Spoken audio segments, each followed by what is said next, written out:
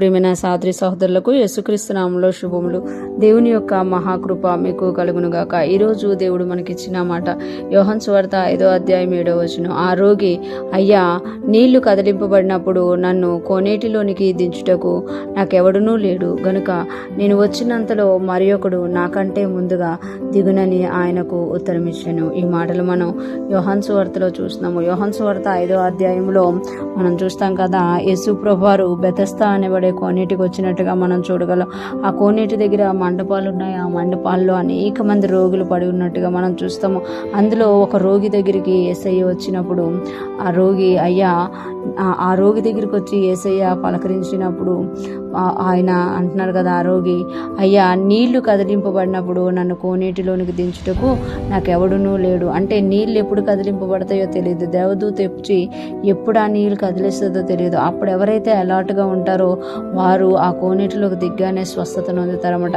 కానీ ఇక్కడ ఈ రోగి చెప్పుకుంటున్నారు కదా, ఆ నీళ్లు కదిలింపబడినప్పుడు నన్ను కోనేటిలోనికి దించుటకు నాకు ఎవడునూ లేడు. అంటే ఆ నీళ్లు కదిలింపబడినప్పుడు అంటే ఎప్పుడైనా ఆ దూత వచ్చి నీళ్లు కదిలించవచ్చు.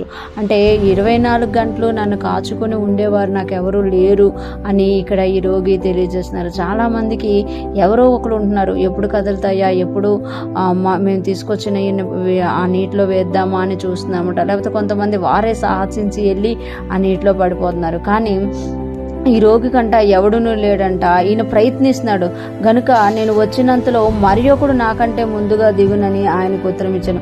ఈ యొక్క రోగి ప్రయత్నిస్తున్నాడు అనమాట, వెళ్తున్నాడు. కానీ ఆయనకంటే ముందు ఎవరో ఒకరు వెళ్ళిపోయి ఆ యొక్క బెతస్తా కోనేటిలో దిగడం వల్ల వాళ్ళకి స్వస్థత. ఎందుకంటే దూత కదిలించినప్పుడు ఒక్కరికే స్వస్థత అవుతుంది, మరొకరికి అవదనమాట.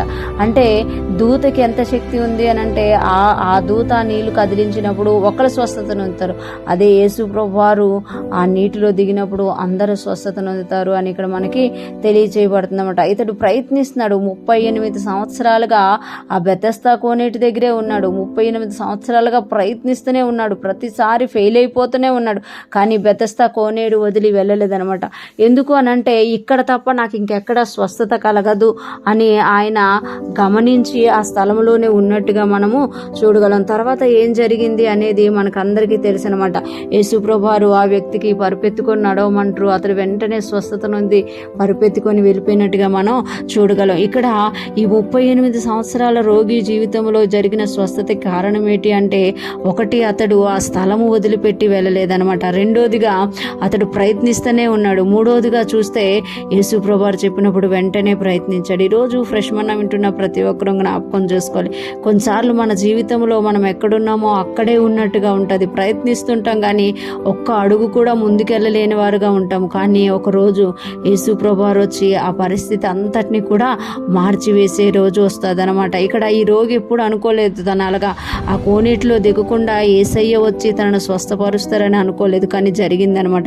ఈరోజు ఫ్రెష్ మన్నా వింటున్న ప్రతి ఒక్కరం కూడా మనం ఏదైతే దేవుని యందు నమ్మిక ఉంచి ఇంకా ఆయనతోనే నడుస్తున్నామో, ఇంకా ప్రార్థిస్తున్నామో, ఇంకా ఆయనకి ఇస్తున్నామో, ఇంకా ఆయనతో వెళ్ళడానికి ఇష్టపడుతున్నామో, మన జీవితంలో కూడా దేవుడు ఒక అద్భుతానికి రచించి ఉన్నారన్నమాట. అది ఖచ్చితంగా జరుగుతుంది. ఆయన మనల్ని దర్శించే కాలం త్వరలోనే ఉంది అని దేవుడు మనకి తెలియజేస్తున్నారు. ఈరోజు ఫ్రెష్ మన్నా వింటున్న ప్రతి ఒక్కరిని కూడా దేవుడు దర్శించునుగాక, వారి ప్రార్థనకి జవాబు చూచుదురుగాక. ఆమేన్.